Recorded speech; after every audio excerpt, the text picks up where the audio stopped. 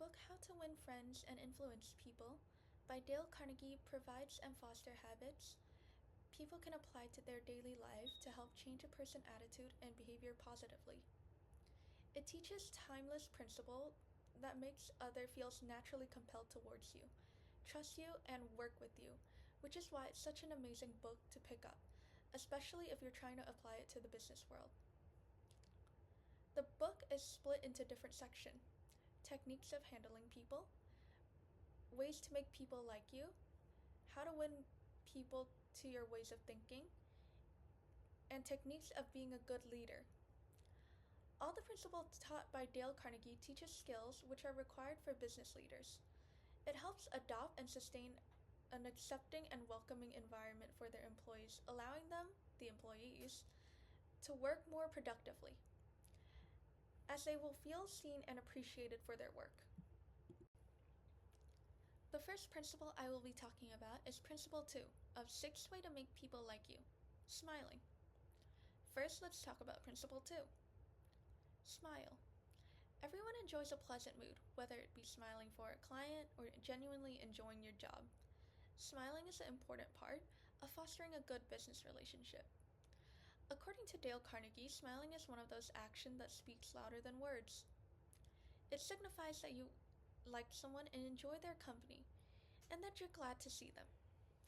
Carnegie had mentioned how smiling genuinely and sincerely shows that you earnestly like a person. He talks about how a smile, when genuine, has the potential to become magnetic.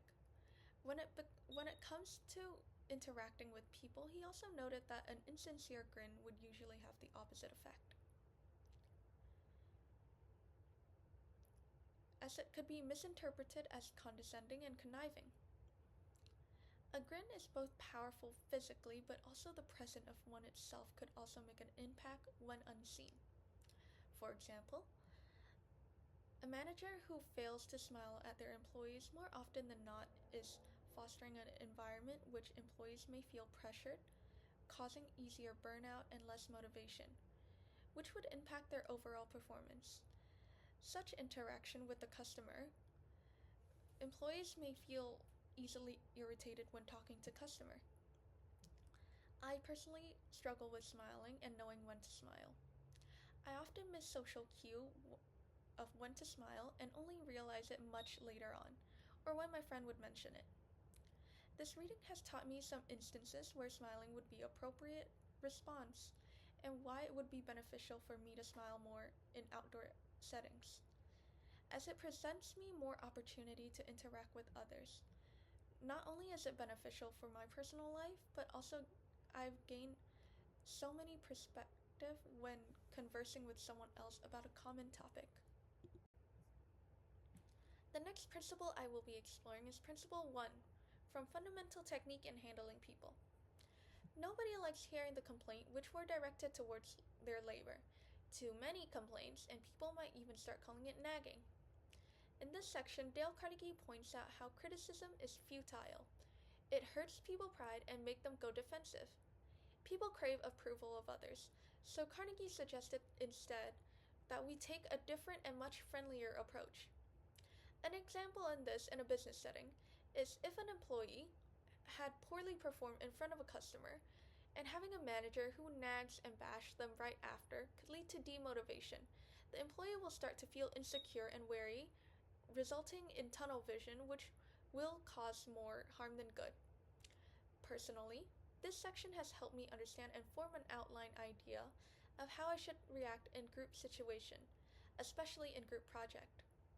When an idea might not be fitting for the situation, by showing a little more consideration and compassion when it comes to my teammate idea, I'm not actively discouraging them from trying to produce a bright idea which may actually work. This somewhat ties into the previous principle, but Principle 2, calling attention to people's mistake indirectly, is a completely separate principle that was talked about in Section 4, Be a Leader.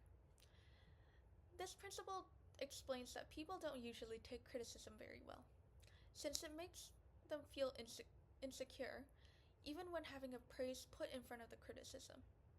It may actually end up having a negative impact on the previous praise, which often comes off as insincere. Dale Carnegie suggested that by indirectly pointing out a mistake subtly, people will likely respond better, as it doesn't feel personal or insincere. A business example of this is if an employee had made a minor mistake, it might be a better solution to spare them of harshly pointing out their mistake. But instead of using an and statement, such as, and if you did blank, it could have been better. Personally, I found this very encouraging, since I often overthink situation like this. If someone was criticizing my work, I will start reflecting on the past completely instead of focusing on the current task given, which may be even more important than the previous task. Dale Carnegie described the act of smiling as something physical, but it gives a lasting positive impact on the other person, making them perceive us as friendly, approachable, and easy to work with. However, I disagree with this statement. I believe that people culture can also impact how they perceive the gesture of a smile. While in most Western-based company and countries, a smile could be seen as friendly and often encouraging. However, outside of that context, it may be viewed differently. For example, in Japan, if a higher-up smile at their worker, it may be seen as condescending and vindictive, or have different implication, which is why it's inappropriate for managers to smile at their employees. I think the author advice is too narrow. It doesn't take into views and ideas of cultural differences into consideration. A way that this piece of advice could be solved and improved on is managers should take into consideration of cultural differences and be aware of cultural context when it comes to interacting with their employees. Nowadays, an average workplace is so diverse, especially in a country such as Australia.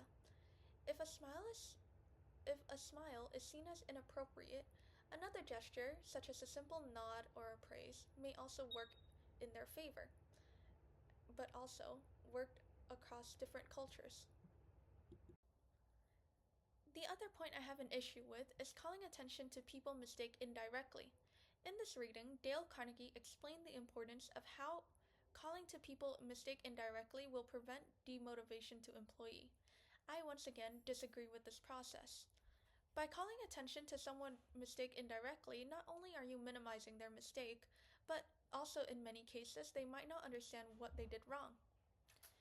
This is crucial as understanding what they did wrong might help them to take action to prevent the same mistake from happening again.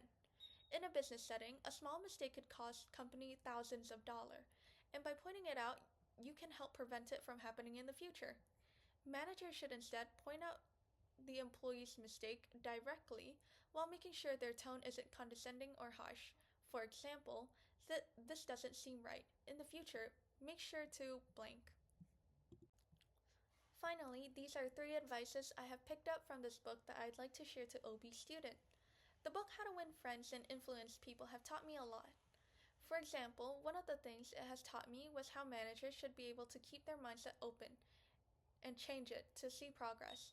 Managers should learn how to adapt to constant progression towards employee response and keep their mindset open to help motivate employees. The second piece of advice emphasizes on how important emotional tone is. Employees are people and everyone reacts differently to different tones. While a firmer tone might help one employee, another might prefer a friendlier tone. And my final advice is being able to see things from a different perspective. The old phrase of being in someone's shoe really does apply in this advice. Having the skills to empathize and be open-minded towards another person's perspective has taught me so many different ways of thinking and solving issues. There is no one way to solve something, and there's no objectively the best way to solve a problem either. Overall, How to Win Friends and Influence People is an excellent choice for students to read as it teaches valuable lessons.